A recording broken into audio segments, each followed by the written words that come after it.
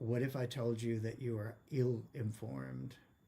Once again, by one of the biggest cases, is literally one of the biggest cases of our time. Well, today, my guest, Dr. Scott, is here to explain to us what I'm talking about and help us get to the bottom of not only that, but to understand a little bit more of our world around us today. So, without further ado, I am going to bring to the stage Dr. Irena Scott.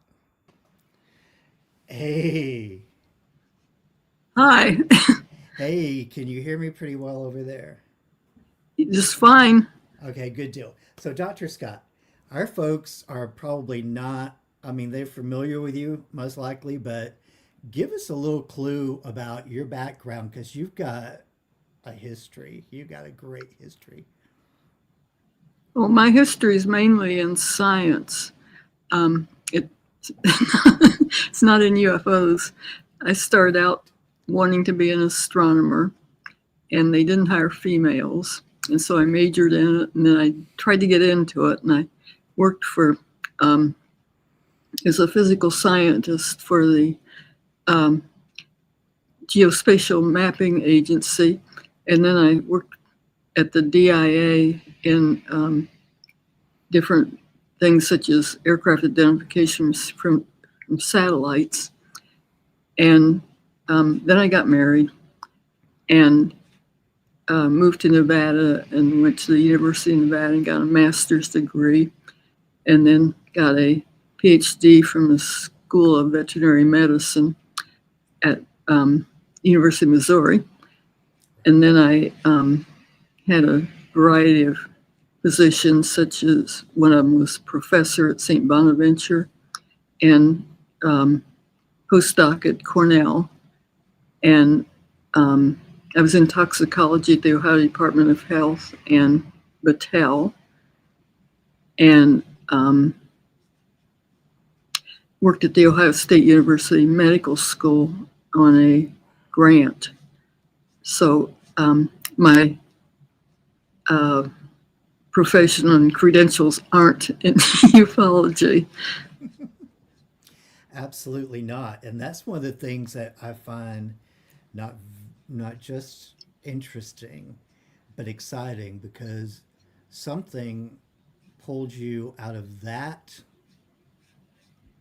part of your world into an interest in something that seems so completely different. uh, Tell us a little bit about what led you to going from, because you were even you know, at that time, I mean, it wasn't, you had to be impressive to be a female and to work in those to work in those lines. So what what happened that made you go, wait a minute, this is different? Well, that was my own experience when I was a small child. My sister and I had a close encounter. It was years before we ever knew what UFOs were, and you weren't at that time. You weren't supposed to talk about UFOs, but we didn't know, what UFOs were. Never heard of it, so we talked about it a lot. And I had several other sightings. Then my sister and I had a real long, another close encounter. And so I was in science, so I didn't talk about it for quite a few years, but it was always there. And so finally, as I got closer to retirement and things, I always had an interest, but finally I decided to follow it up. Wow. Yeah, because I mean, that tends to be what happens with a lot of us is we have an early on experience. Now, you would eventually come in contact with a young man who, because of his experience early on, had a life altering event. But before that even happened, there was something that happened that was so mundane to most people's everyday existence that started this ball rolling, so to say. A phone call from your mom. Yes. Now My tell us about that. my mother was a skeptic, and she'd always said that.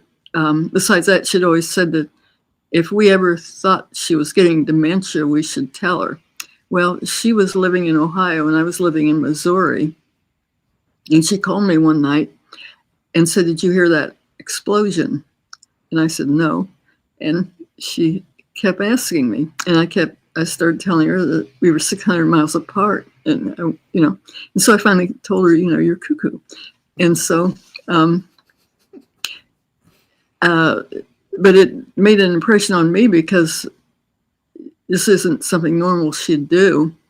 And then several days later, she called and said there was this huge UFO flap going on in Ohio, and that people were keeping their kids keeping in at night and having sightings, and a UFO chased their best friend in a car and things like that. And they were just, which was very unusual for her.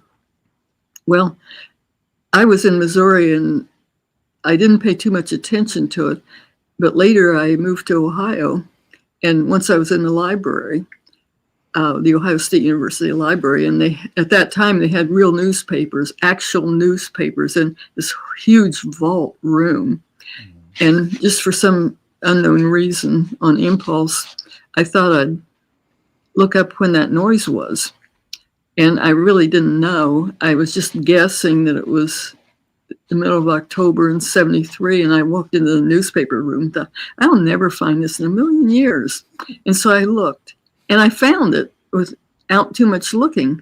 And I just found a little tiny article about a strange noise, but it was at the right date. And then I did some more reading and found out that at that time, also there's this huge flap going on. And so for some reason, I got interested in it and they couldn't explain it. And so I started doing research and found out it was this huge noise that was way past any sonic boom or anything. And I submitted a paper I didn't know much about UFOs or the literature then either. I submitted a paper to a scientific journal, and the state seismologist of Ohio became interested, and he helped me investigate and look up seismograph recordings and stations and things. And so it turned out that this was, it happened the same time as the Pascagoula. And I read at that time about this Pascagoula abduction. I didn't pay a bit of attention to that. I was just interested in the sound. But many years later, I had submitted a UFO manuscript to Philip Mantle, and he had accepted it. And not too long after that, he published the book by Charles Hickson about the Pascagoula abduction. And there were two people in that, and one of them was Calvin Parker, who hadn't talked about it for 50 years or so and didn't want anything to do with it. Well, Philip and his wife, after all his silence, managed to convince him to start talking about it. And he wound up writing a couple of books that Philip Mantle published. And he had this real bad attitude because people made fun of you and harassed you and everything else. Well, this came out about the same time as things began to open up with the Tic Tac and everything. And he wasn't getting harassed. He was getting very, very respected, and people wanted to hear from him and interview him and everything else. And they were showing him interest and not, saying you're crazy and all that. And so the sound I heard was the same time as the abduction. So after all these years in between, I wound up working on Pascagoula again because Philip Mantle is in England and they have an English accent, and Pascagoula is in Mississippi and they have an accent, and I was kind of in between, and he kind of wanted somebody else to interview him, and he asked me to, and I was very happy to, because by that time I was interested in it on account of my previous work on the sound. And so it It was something I'd already worked on for years and years and years ago. So I was very happy. Now, a lot of us, when we first read this story or heard about this story, we had a lot of preconceived notions about just, from the lack of information at the time, that this was, just another event. These guys were, Mississippi hooligans as far as we knew, and and they saw what they thought was a flying saucer. A lot of people kept saying, that maybe there was Hickson had a habit of nipping the bottle occasionally. A lot of people were like, maybe they were drinking that day. So we had a lot of preconceived notions. But what were some of the things, when you first heard about the case, what were some of the things that you found out early on that led you to start changing your thought process? Because I know, to begin with, it had to you said you totally blew it off at first. What were the things that you found out that started making you raise your eyebrow? Well, there were a number of things. I totally blew it off. I mean, I had no interest, and it just sounded crazy to me for many, many years, and then suddenly. But one thing is there were two witnesses. They were abductions aren't considered. They're considered often crazy, and the ufologists usually just throw them away. Well, what was different, and a lot of times it's for the reason there's no documentation. People go out in the middle of nowhere and have an abduction. There's no witnesses, nothing to substantiate it, no documentation or anything. And lots of times they don't remember it. And if they do, it's under hypnosis. So there's a whole lot of things that don't add up and don't make sense. Well, in this case, there were two of them, and they both were conscious and remembered it. Although Calvin said for years and years and years that he fainted, but he actually did remember it. And that was a lot different than normal. And they, a lot of times they say somebody's hoaxing for attention. Well, Calvin didn't speak about it for 50 years.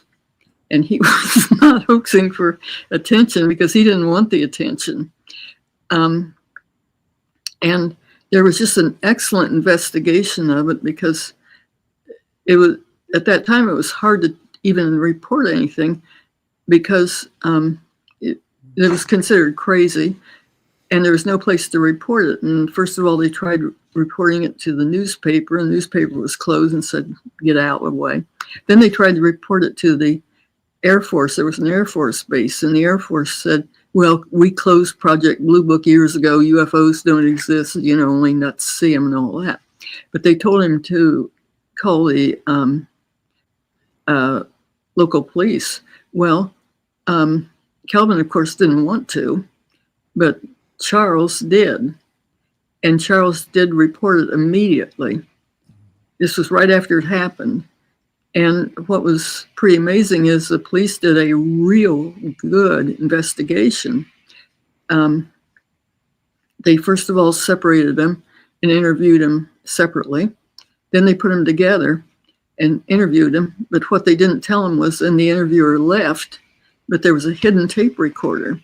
And the police wanted to know if they were hoaxing. And they figured if they were together in a room and nobody was there and they were hoaxing, they'd be laughing about it. But instead, they were just practically having heart attacks. They were so scared and nervous and everything else, which you'd be if you'd just been abducted. And I mean, you could, the tape is on the internet now, and you can see how stressed they are. And Calvin started praying and everything. They were just out of their minds. And so this, unlike most things where there's put aside and thrown out and non-investigated, this was well investigated, and the people were very sincere, and everybody that talked to them believed him, that they believed that this happened to them, and they were sincere, they weren't hoaxing. So it was also a real good investigation and done immediately afterwards. And they had a lot of top investigators working on them too. Right. That was one of the things about this case.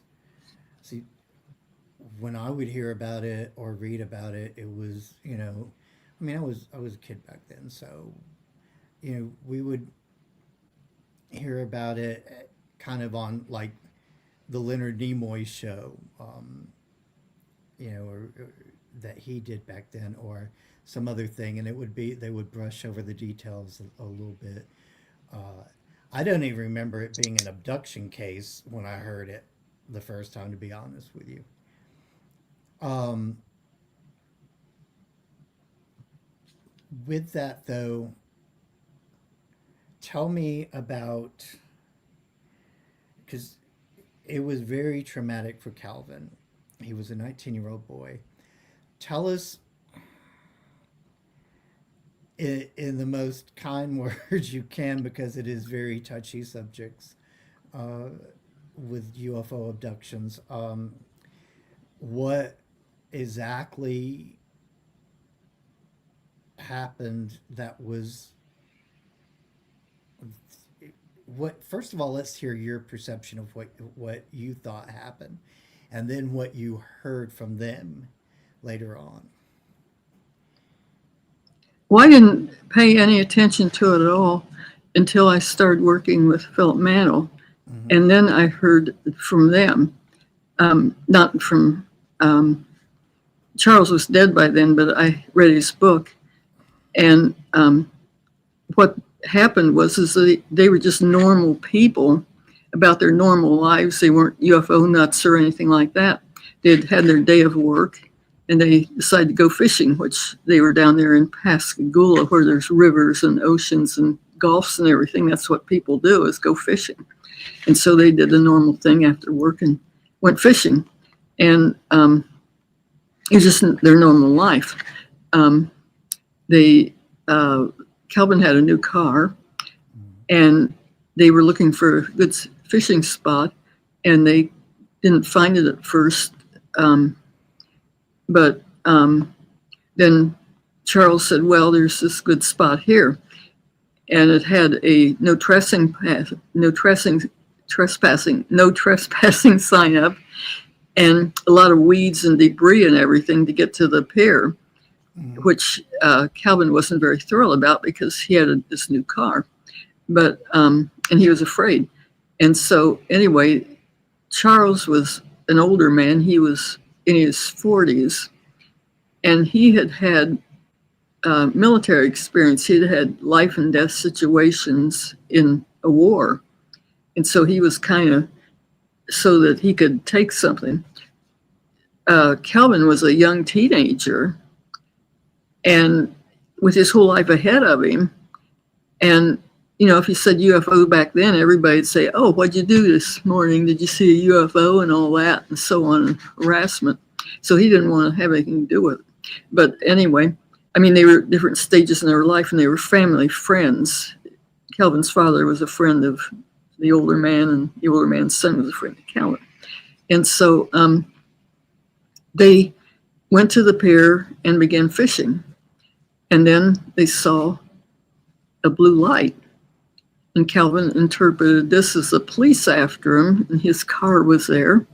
And he was going to say, well, put Charles in jail because it was his idea. Don't do anything with me. But it turned out to be much, much, much worse than the police, because this thing came, and it wasn't like an airplane or anything. It was levitating. And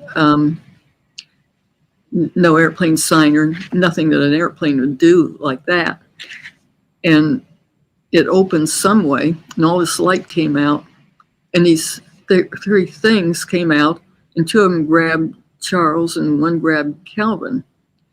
And they took him in to this thing. And in general, both of them kind of remembered being scanned. Charles said they couldn't really see anything because it was just real bright light, like they were in a light bulb or something. But Charles said this thing came out of the wall, and I mean, he couldn't really see it until it was close to him because it was so bright. But then it was like it scanned him. And Kelvin said the same thing, like they were scanned. And then they were, of course, terrified, and they were wondering if this was done by the government, but they were also wondering if this was done by, UFOs. And so they were wondering why, will they return me? Will they kill me? Will they put me in a zoo, or what's going to happen to me?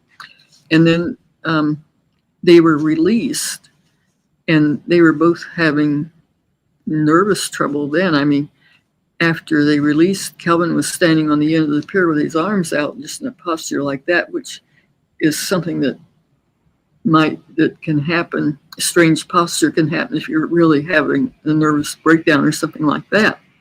And Kelvin, Charles at first couldn't stand up, and then he could stand up, got so he could, and he had to kind of wake up Kelvin, who was kind of in a trance. And so then this was just totally traumatic. And if that happened to you, nobody believed you, and especially back then. And so Kelvin didn't want to say anything about it.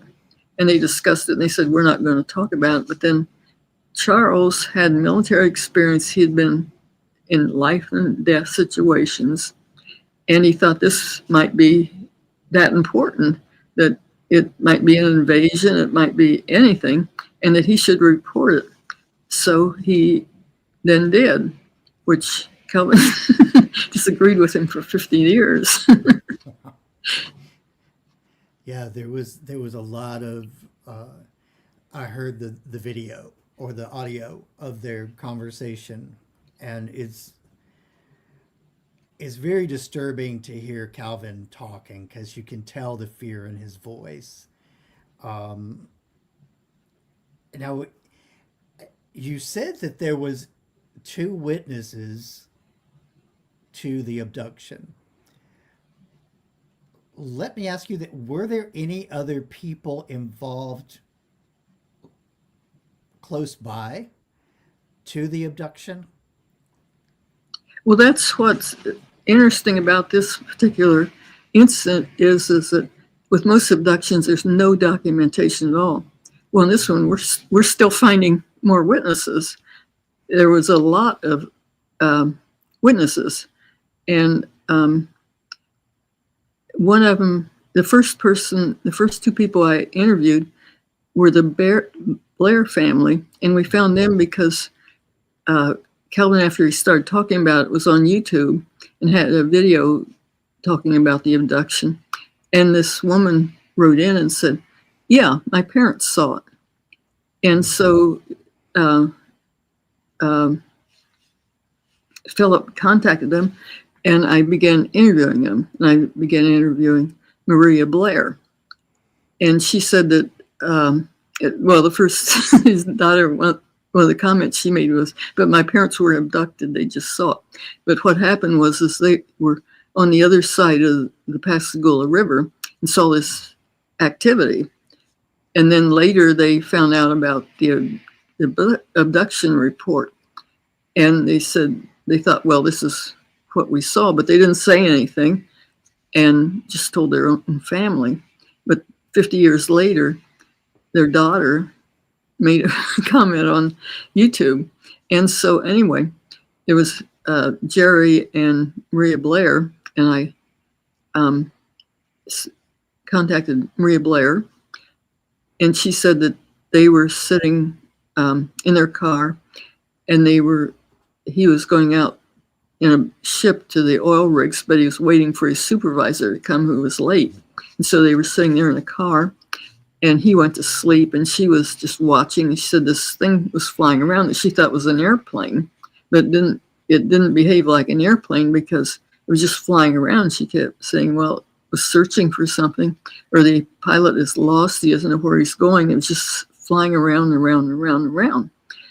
Then she said that her husband decided to take his clothes to the car, and so they'd have to go down to the ship, and they'd have to walk down the pier and get in the ship and everything. She said it was about 9 o'clock, and he was walking down the pier in front of her. And as she was walking along, this thing that looked like a person just flopped up right in front of her on the pier. And then it went back down, and it never came back up to breathe for air. And she was just terrified. And she was very, very, very emotional about that. And then they went on down to the ship, and she didn't come back until about 12. She was terrified, and she ran up the pier to her car. Well, there were two things that, rang bells in my head, and one of them was that this thing that flopped up on the pier, and I asked her if it was a fish or a dolphin, and she said, no, it looked like a person. And she was very emotional about it. And then the other thing was that I wondered what happened, why they had 3 hours on the ship, and she didn't seem to be saying anything about what they were doing. And so anyway, I just kept in contact with her, whether she was the first person I interviewed, and I didn't know too much about it. I just said, just interviewing witnesses. But there were these two things that I paid attention to. And so a number of years later, about 2 years later, her husband became very sick. And then he was put on a ventilator and unfortunately died.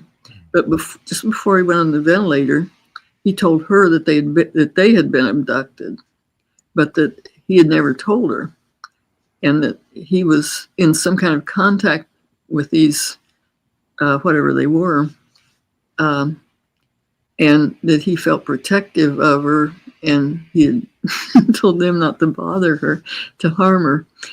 And so this was, not only was she wondering what on earth happened with all this, but then she finds out her husband seems to have been in contact with the UFO beings, and that would be pretty traumatic. And then Philip had her hypnotized after a while because her husband just died and nobody wanted to intrude on her for a while, but she kind of wanted to be hypnotized. And she remembered a little bit more about the abduction under hypnosis, but so that this was very unusual because usually with an abduction there's one person and that's it. Well, here there were two other witnesses that not only saw something but may have been abducted themselves. So that was just totally unusual. Right. And now, unrelated to this case, but something I want to throw in there. There was one instance, and I want to say in New York, of an abduction where a woman was taken out of her apartment at night through the window, and several people on the road into town or wherever it was actually witnessed this woman coming out of her window and floating up into the air. That is another one of those stories that you will hear nothing about anywhere unless you really deep dive. And I forget the details myself because I was just reading it. Robin Quell, who was a regressionist, handed me the article to read one day. And I was like, oh yeah, this is definitely something new. Now, you said there were several, and your book, which I'll bring up here in a moment. You have a couple of really great books on the Pascagoula story. You said there were a number of witnesses that have come forward over time. Can you give us an estimate of about how many so far? Quite a few, like I'm estimating like about 100. When it happened that same night, the police not only heard from Charles, but from the police person that was taking notes at the phone, said that he had heard from about 50 people, and then more on the bridge, that reported UFOs. And it was really hard to report anything like that because you had to, if you just said UFO, everybody'd laugh at you. And there was no place to report it. And like Charles had to try 3 times before he got his report out. But in spite of that, there were about 50 people that saw something odd that night. And this was before they would have been influenced by anything. They saw something. And then we began, when we started investigating, things were more open and people would talk about it. And so I interviewed about 50 more people. So there were a lot of people that saw something that bothered them enough that they phoned it or called it immediately or remembered it.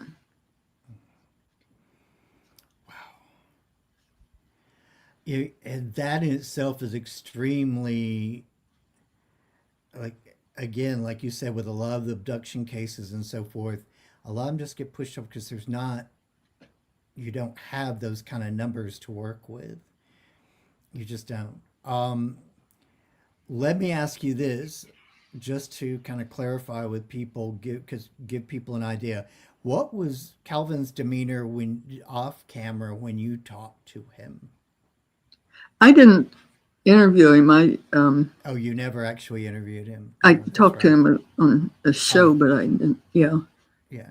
Did you get a chance to actually talk to him after the show at all? No, but No. Everybody trusted him. Everybody that met him. Yeah. I gather, honestly, everything I've heard about him was that he was just a very genuine, very likable guy. He was, hard to call him a kid because as 50 years later, he was a grown man. But when we talk about this case, there were some things that you said that kind of parallel some of the stuff I've heard other abductees, or the body scanning, and other things. What are some of the things that you find to be very interesting in the sense that they overlap and they agree with other cases that have nothing to do with this? Well, one thing, I just compare them to a number of other cases of abductions. And I actually had a chapter on abduction observables, which they have UFO observables. And so I thought I'd say abduction observables. Things that are in common about abductions. One of them is that oftentimes abductions will start with a light. And oftentimes it's a strange light. And like the one you were talking about in New York, this light transported her up to the object.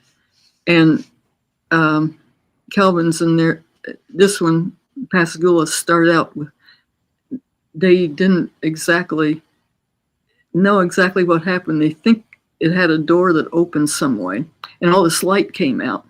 And that was one of the things that I said is in common.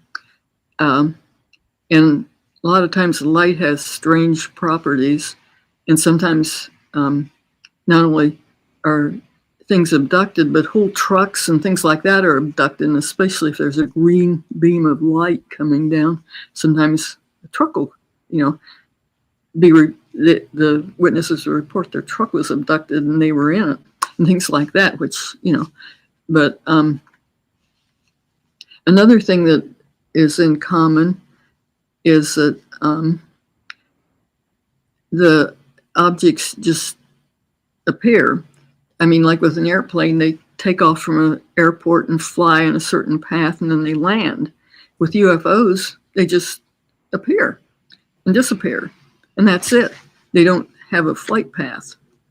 Another thing is, which happened here. I mean, it just kind of appeared. They didn't know where it came from or anything else, except a lot of people saw something. So, but they didn't know where it came from or anything like that. Another thing is, sometimes in abductions, well, normally, there's things that look like beings. And in this case, what they reported is they thought they were robots, that they behaved in a mechanical way. And nobody believed them then. Back then, everybody thought, oh, there's, beings in these things. But I've looked over a lot of other abduction reports, and a lot of abduction reports say that these beings look exactly alike and things like that, which makes me think, there's robots or something. Also, when they're inside, in this case, there was nothing except all this bright light. And that could be due to robots. I mean, robots don't need furniture and food and all that. They can just close up and start up again. Another thing I was mentioning was time. And another thing that in some abductions, it's like tape recording. And I've talked to people that say they were living their normal lives, and then everything around them stopped, and they were pulled up and abducted, and then returned, and it's like they stopped the movie of your life going through and pulled you out and stuck you back in and turned everybody back on and things like that. Wow. And physical laws. In this case, this thing they saw levitated. There was no airplane sound, no wings, nothing like the Tic Tac object. It just, it was just there. And it wasn't on the ground. And these beings, or whatever they were, also levitated. They didn't walk on the ground. And when another thing that happens is a lot of times when it happens, the people are paralyzed or like they're in a trance. And that's what happened to these, to them. They thought they might have been given shots, but which would be very unusual because a lot of people just report, well, suddenly they can't move and they're paralyzed, which, that would be absolutely terrifying to have somebody grab you and, take you aboard, and when you can't move, like your worst nightmare. And so I just went through a lot of things that were in common about abductions. Yes, definitely so. Lots. I mean, you listed all the things that, like going back to the Betty and Barney Hill. So we're going to get into, because as we start to get closer to the hour mark, I want to talk about this for a minute because I feel like this is very important. Now, tell us a little bit about what Pascagoula is as far as its connection to all of us, like even people that don't even suspect we're connected, as far as the military aspect of it that you can talk about at least. Well, this is something that we worked on it for 3 or 4 years and nobody noticed. And it's been, well-known abduction and sighting for all these years, and nobody paid a bit of attention to it until I was talking to some military people about missile sites and about UFOs over missile sites. And this made me, and somebody else said there was a cover-up. Well, this made me go back and look in my many government reports and things like that. And there were reports in it that this was a nuclear site. Well, this was something that I hadn't paid attention to it. Nobody else had. I mean, it completely slipped by. But this was a nuclear site. I mean, where they were abducted was very, very close to a nuclear site. And the reason why you wouldn't notice it was because you think of nuclear sites as, missile silos or like Hanford or something like that. But what was here was just a shipbuilder. However, this was a shipbuilder that was building nuclear submarines, and some of these nuclear submarines had nuclear missiles. So it was just like Area 51 or something. I mean, or a missile site. I mean, they make all this attention on missile sites and UFOs over missile sites. Well, this was the same thing, and nobody noticed it because it was a shipbuilder, and nobody, associates shipbuilders with nuclear sites. Right.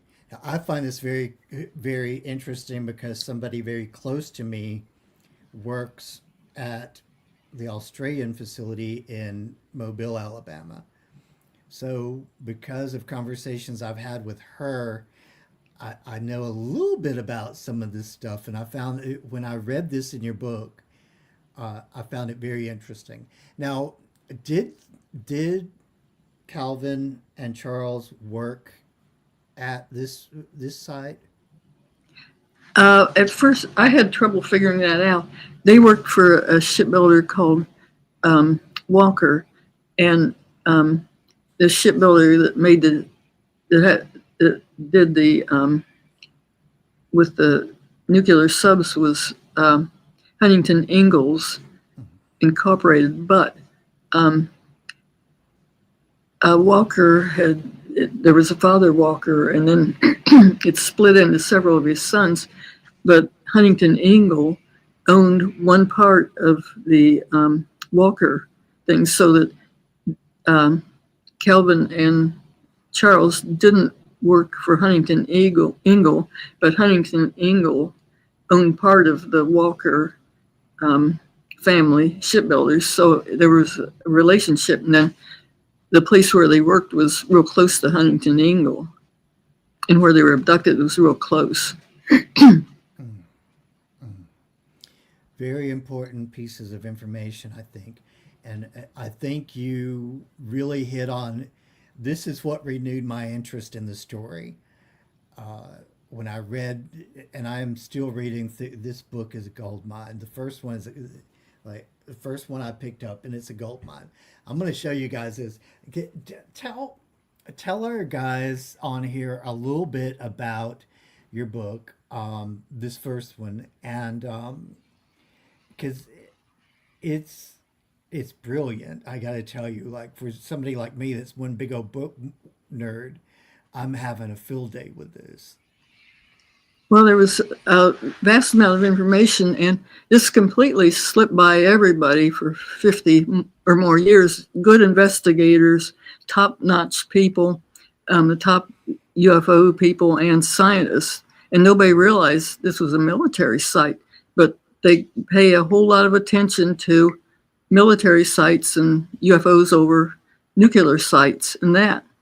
And nobody ever realized that this was a nuclear site.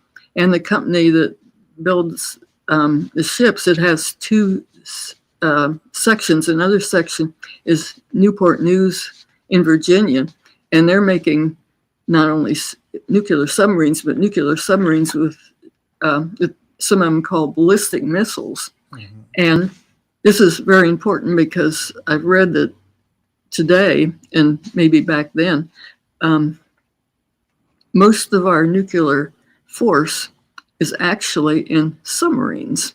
And you think of, these big missile sites and all that and airplanes, but apparently most of it's in submarines. And it's something you wouldn't even think about until now. Mm-hmm. And it's like the UFOs were kind of ahead of us, that they were realizing something was going on there. Another thing that's very nerve-wracking is that there's metal effects from the UFOs, and this is by a nuclear missile site. And people that actually in the workplace there saw UFOs circling their site and things like that. And a lot of witnesses saw the UFOs near the site. You couldn't tell exactly where they were, but they were probably, a number of them were over the actual missile site. And this is like, and there were electronic effects too. And so I think this is really, really important to have not only UFOs, but UFOs affecting people's minds on a nuclear missile site where, you know, you can start World War III and destroy the world and stuff. Yeah, see, this was one of the things when I first started reading about that in the book, I was like, this makes so much sense why they tried to blow this story off years ago. Because, you know, back then we knew nothing. Like, even as far, like, even in the 90s, we knew very little about, I mean, things just weren't talked about like that. Now, the next book that I have not even touched this one yet because I'm still so engrossed in the other one. But you co-authored this book, correct? With Philip Mantle. Now, and Philip is the one who, by the way, I'm pretty sure, yes, he was the one who told me, said, "Hey, I'm having some medical issues, but this is who you really want to talk to anyway." Unfortunately. Yeah. He spoke very highly of you being the person I really wanted to talk to anyway, as he said. Now, this is not just a sequel to your book, but it goes even deeper, correct? Well, we called it Beyond Reasonable Doubt because we were comparing it to court cases. And with abductions, like they're always considered nothing happened and all that. Well, we were saying that we had enough circumstantial evidence that this could convince a court because of all the other witnesses and their descriptions. Wow. That is amazing. You guys check out these books, because I promise you, like, if you like reading informative stuff, not the fluff that we get a lot of times now, but real informative, important, groundbreaking stuff, then this is one of the books to definitely check out. Before we end the night here, what I do want to ask you, what's something that you would like to leave us with about your experiences, about what you would like to tell people who are maybe younger people who are just now getting involved in researching? Well, I think things have changed a lot since ever since UFOs began. The government has always said they don't exist, and they've had obstructions, and like Project Blue Book was, was supposed to be investigating, but proving they don't exist and all that. So finally, the government has just opened up the tiniest little bit, and one thing that people disagree that. Well, back then, they thought we were the only planet in the universe. And now they're discovering planets all over. There's probably more planets than there are stars and all that. So the idea of astronomy and the idea that we are the only beings in the universe, I'm sure is different now than it was. Because back then you could say, oh, we're the only intelligent life in the universe. Well, now there may be intelligent life all over, and we may not be that intelligent either. And so astronomy has changed, but also the government attitude. and people are a lot more open-minded. And in this case, you have a lot of observations that don't make sense, such as objects levitating and time being turned off and all that. But that is like the newest quantum mechanic theories and measurements that they're doing now in physics that make no sense at all, too.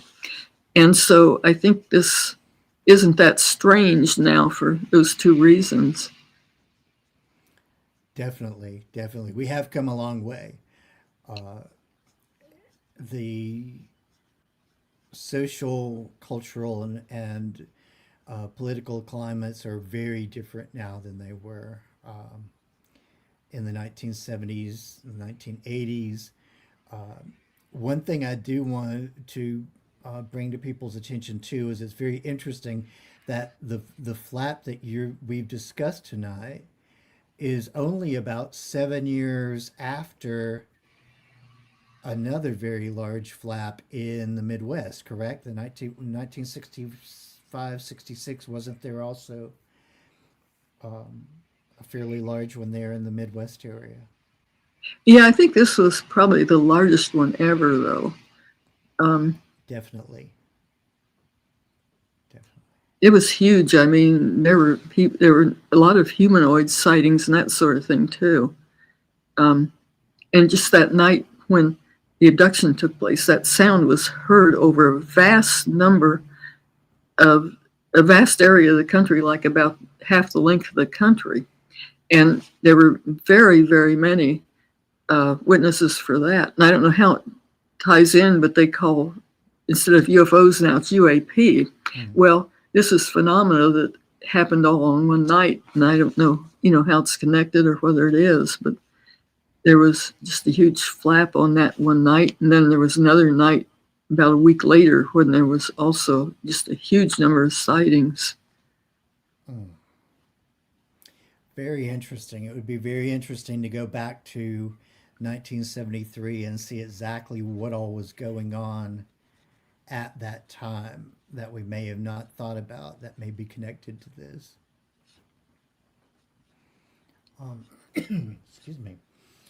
I appreciate your time tonight so very much.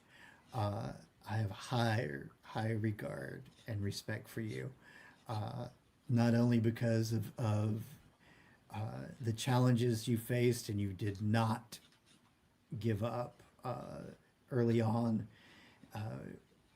For women everywhere, it was a difficult time to be heard and seen early on in the days when you were starting out. So that alone is enough to have high regard for you. But the fact that everybody, like, I've talked to people all week long about this interview and they were like, oh my goodness, I love her. So you have a lot of fans. Great. you have a lot of people who love and respect you dearly. So we definitely appreciate you coming on tonight. I apologize for some of the technical issues. This is a new thing. I don't know. Me and some of my other fellow podcasters were talking about some of this tonight before the shows, because 2 or 3 of us have shows on Friday night. And I feel like it's interesting that we're all having these little tidbits of problems all at the same time. Again, if you have not read any or not read all of the books yet, definitely go to the website. Is a good. I want to ask you something else really quickly because I've always been curious, and we have about 2 minutes left. So you were on Art Bell also at one point, right? I've been on Coast to Coast several times. So I got to know, how was that? Well, one thing that impressed me was I had to get up at 3 o'clock in the morning because it's on the radio. Oh my goodness. Yeah, it was very interesting. Like one of the last ones, both of us together talked to George Knapp, who is a top researcher, and it went real well. We were just had a lot. I mean, both of us had a lot to say and everything, and so did he. Wow. And you also know Katie Page, correct? Yeah. Yeah, I know Katie. Katie is an amazing lady too, with a lot of experiences. Well, I'm going to close this out, but I really appreciate you coming on so much. Thank you. Thank you. Well, thank you very much for having me. I'm hoping to make people more interested in the idea that there are UFOs over nuclear sites. Right. You know what? That is going to be part of my focus for 2026, is to get people to understand that this is not just this one incident, that this is a full-blown thing. And so this is kind of a kickoff to part of what I'm going to be doing next year, is really focusing on the importance of people understanding that this is not just about some cute little green men coming to, say hello to us, that these people, these creatures, beings, are very interested in things that make me a little nervous, to be honest with you. Certainly made me nervous. Right. All right. I appreciate you. I will be in contact with you, definitely, some more, and I'm sure I'll have some questions for you through time. Great. Thank you again, and I will talk with you soon. Well, thank you very much. Thank you.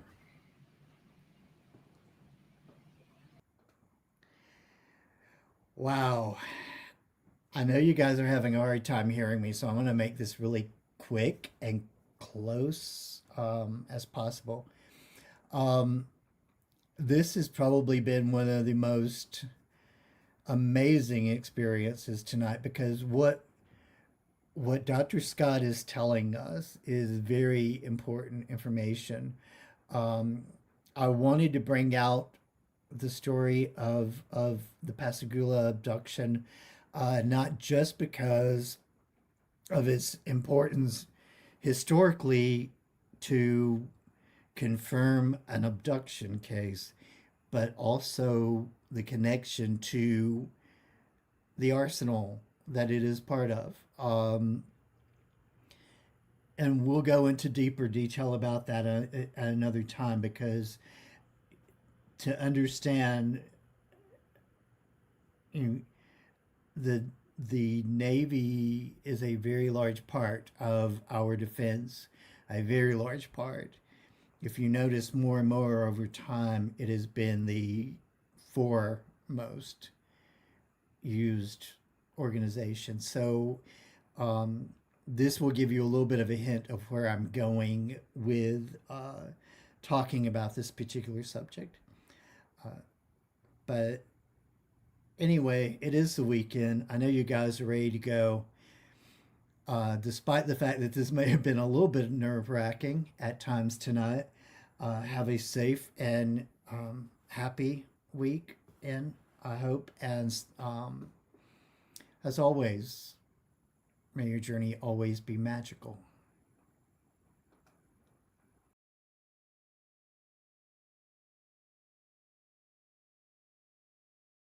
I've waited for so long to see when you come back to me. Through the wars and battles that were lost, we're born again, it's you and me. The rest is history. Past lives.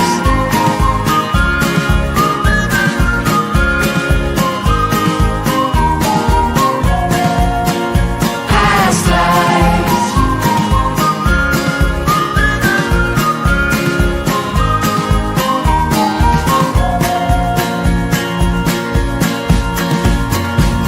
Did we dance together on different floors in 1500 or 1504? We must have been lovers, we must have been something in our past lives.